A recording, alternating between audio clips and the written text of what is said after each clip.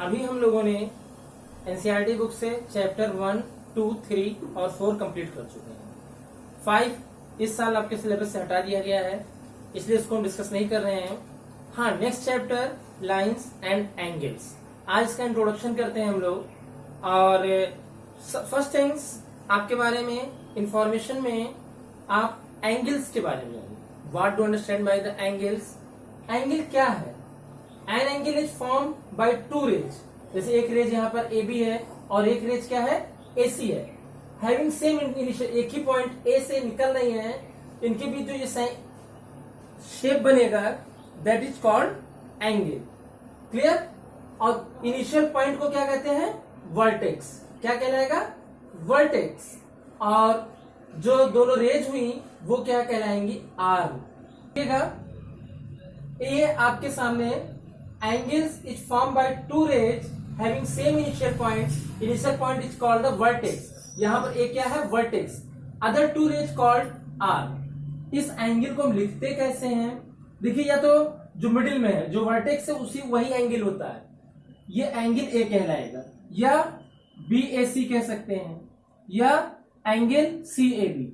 और ये जो सिंबल है, this is the symbol of angle. इसको हम क्या पढ़ते हैं? एंगल। अब आते हैं टाइप्स ऑफ एंगल्स के बारे में बता दें। वैसे आप लोग प्रीवियस क्लासेस में पढ़ चुके हैं, बहुत पीछे से पढ़ते आ रहे हैं, लेकिन एक बार हम आपसे के सामने इसको हम ब्रीफ कर देंगे। Acute angle, which angle greater than 0 but less than 90, that is called the acute angle. Right angle, 90 degree के एंगल को हम राइट एंगल कहते हैं।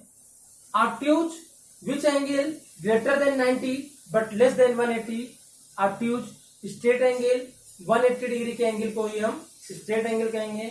और रिफ्लेक्स एंगल, रिफ्लेक्स एंगल 180 से greater but less than 360 is called reflex angle. इसके बाद हम लोग डिस्कस करेंगे, एक टॉपिक आपका है adjacent angle. What do understand by the adjacent angle? देखा जाए, हमने आपके सामने डेफिनेशन लिखी है। टू एंगल्स आर कॉल्ड, दो एंगल्स ऐसे हो वो एडजेसेंट्स कहलाएंगे। कब? If they have a common vertex. जैसे for example angle AOB, angle AOB figure आपके सामने है, and angle BOC have common vertex O. Common vertex क्या है? ओ। हमने क्या कहा? दो angles are called adjacent angle if they have a common vertex. Common vertex O, a common arm, common arm. Common arm कौन सी है? OB. And there non common arms, उसके जो नॉन कॉमन आर्म्स है वो लाइज ऑन डिफरेंट साइड। जैसे common OB है, non common ओए और ओसी इस लाइन के डिफरेंट साइड्स हैं, तो देयरफॉर इट इज कॉल्ड, हम कह सकते हैं angle AOB and BOC are adjacent angle.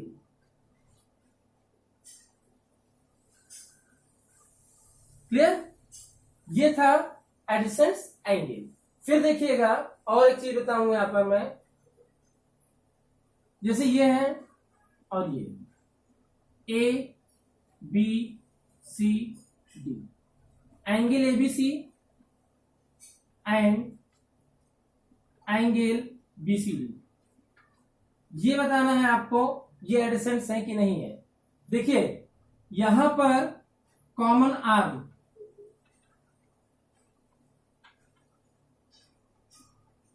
क्या है? बीसी है, अ कॉमन आर्म बीसी। और नॉन कॉमन आर्म देखिए बीसी के अलग अलग, एक इधर है और एक इधर है, तो ये भी कह सकते हैं आर एडजेसेंट एंगल्स। समझ में आ रहा है? देखिए, एबीसी और बीसीडी भी एडजेसेंट एंगल है, क्योंकि आप लोग याद करिए, आप लोग एक प्रॉपर्टी पढ़ते हैं पैरेललोग्राम्स की। पैरेललोग्राम में एडजेसेंट एंगल का सम क्या होता है? 180। उसमें भी देखिए फिगर कुछ इस तरीके से ही होता है, जैसे कि आप देख रहे होंगे ये पैरेललोग्राम है, ए बी सी, आप वहां पढ़ के आए हैं angle A plus B equal to 180। Reason है ये एडजेसेंस एंगल है, इसी तरीके से एबीसी और बीसीडी भी क्या होंगे, एडजेसेंस एंगल होंगे। अब हम डिस्कस करेंगे लीनियर पेयर के बारे में। क्या होता है लीनियर पेयर और कॉम्प्लीमेंट्री एंगल और सप्लीमेंट्री एंगल, इन सब की इंफॉर्मेशन देते हैं सीके में। देखिए लीनियर पेयर क्या होता है, अगर दो एडजेसेंट्स कोई लाइन हो, स्ट्रेट लाइन हो, और उस पर कोई दो एडजेसेंट एंगल बन रहे हो और उनका सम 180 हो, तो that is called linear pair. देखिएगा इसको मैं एक्सप्लेन कर रहा हूं फिगर के थ्रू। लीनियर पेयर, अब हम लोग लीनियर पेयर ऑफ एंगल्स का, अगर दो एडजेसेंट एंगल हमारे सामने हैं एओ और एओबी और बीओसी, इसमें नॉन कॉमन आर्म्स ओसी और ओए अगर क्या बना दें, एक स्ट्रेट लाइन बना दें, इन दोनों एंगल्स को हम कहेंगे लीनियर पेयर ऑफ एंगल। फिर से समझिएगा, हमारे पास दो एडजेसेंट एंगल हैं AOB and BOC, which common arm OB and non-common arm OA and OC. If non-common arms OA and AC make a straight line, OA और OC क्या बना रहे हैं, एक straight line. Therefore, we can say that angle AOB and BOC are adjacent angle. Sorry, linear pair of angle. या हम कह सकते हैं अगर दो adjacent angle ऐसे हों जिनका सम, लेकिन ये कंप्लीटली सही नहीं हो पाएगा, इसलिए ध्यान दीजिए नॉन कॉमन आर्म को क्या बनाना पड़ेगा, एक स्ट्रेट लाइन बनाना पड़ेगा। That is called a linear pair. इसके बाद हम कॉम्प्लीमेंट्री एंगल्स की बात करेंगे। कॉम्प्लीमेंट्री एंगल्स क्या होते हैं, which two angles sum is 90 degree. अगर ऐसे दो एंगल हैं जिनका सम क्या हो, 90 डिग्री हो, तो that is called complementary angle. For example 30-60, 30 का कॉम्प्लीमेंट्री 60 और 60 का कॉम्प्लीमेंट्री 30, या 20 का कॉम्प्लीमेंट्री 70 और 70 का कॉम्प्लीमेंट्री 20। इस तरीके से 45 डिग्री की बात करें अगर हम, तो 45 का कॉम्प्लीमेंट्री क्या होगा, 45। अब आते हैं सप्लीमेंट्री एंगल। जैसे मैंने बोला two angles are called complementary if the sum of their measure is 90। Supplementary की definition, two angles are called supplementary angles if the sum of their measure is 180। जैसे मैंने लिखा 60 डिग्री, इसका सप्लीमेंट्री क्या होगा 120, या 150 डिग्री, इसका सप्लीमेंट्री 30 डिग्री। ऐसे दो एंगल का सम जिनका सम 180 आए वो एक दूसरे के क्या कहलाते हैं, सप्लीमेंट्री एंगल। अब आते हैं वर्टिकली अपोजिट एंगल्स क्या होते हैं। इफ टू लाइंस जैसे ए बी है intersect each other a point O, तो ये एंगल्स देखिए, एंगल एओसी और ये बीओडी, ये क्या है वर्टिकली अपोजिट। या देखिए एंगल एओसी और बीओडी वर्टिकली अपोजिट होंगे, शॉर्ट फॉर्म में बीओ लिख सकते हैं। ऐसे ही एओडी और बीओसी ये भी क्या होंगे, वर्टिकली अपोजिट एंगल्स। ये इंट्रोडक्शन था आपका आज की वीडियो में। देखिएगा इसके बाद हम लोग इंट्रोड्यूस करेंगे थ्योरम्स को, फिर पैरेलल लाइन के बारे में बात करेंगे। ठीक है, थ्योरम क्या होती है, किसी मैथमेटिकल स्टेटमेंट को लॉजिकली प्रूफ करने को हम क्या कहते हैं, थ्योरम कहते हैं। और एक्सियम क्या होती है, एक ऐसा स्टेटमेंट जो यूनिवर्सली ट्रूथ होता है, उसे प्रूफ करने की रिक्वायरमेंट नहीं होती है, उसे हम क्या कहेंगे, एक्सियम। ये वैसे आपका चैप्टर 5 का टॉपिक था, लेकिन चीजें आपको समझनी पड़ेंगी सारी। ये था इंट्रोडक्शन लाइंस एंड एंगल्स में। फिर देखिएगा हम एक थ्योरम आपको इंट्रोड्यूस करना चाहेंगे। थ्योरम क्या है, देखिएगा theorem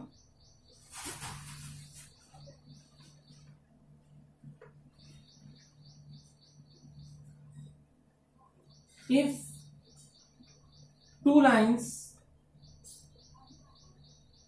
intersect each other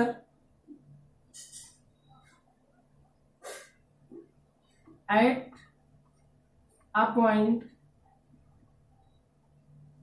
if two lines intersect each other at a point, then vertically opposite angles are equal. This is the statement of the theorem. ये क्या है? थ्योरम की स्टेटमेंट्स है. गिवन में आप लिखेंगे line A B and C D intersect each other at a point O. Figure आपके सामने है.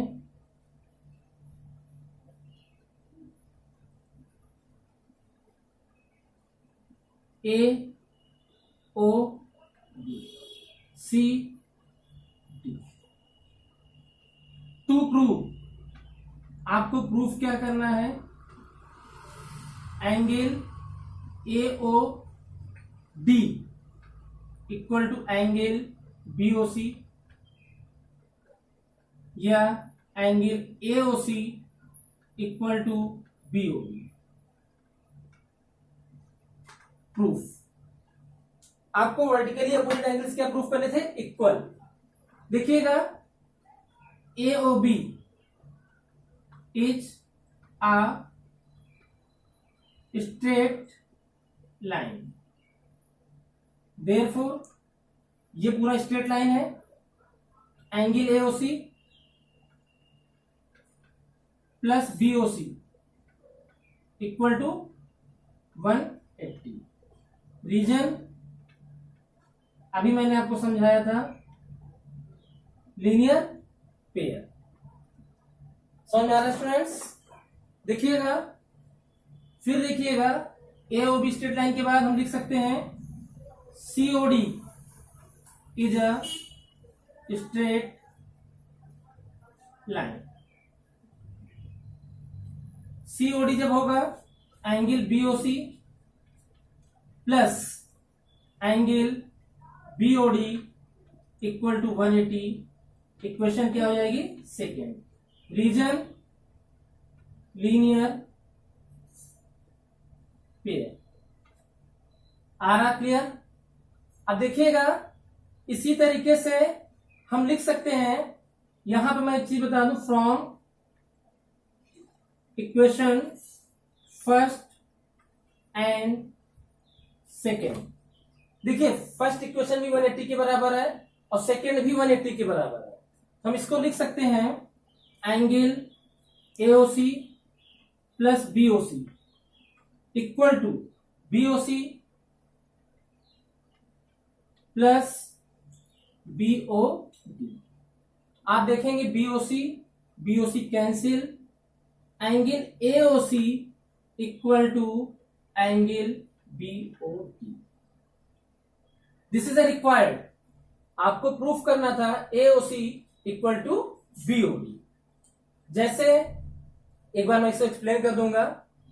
देखिए, AOB स्ट्रेट लाइन है, एंगल AOC और BOC क्या है? एडजेसेंट एंगल है. बट ये OA और OB क्या बना रहे हैं? Straight line.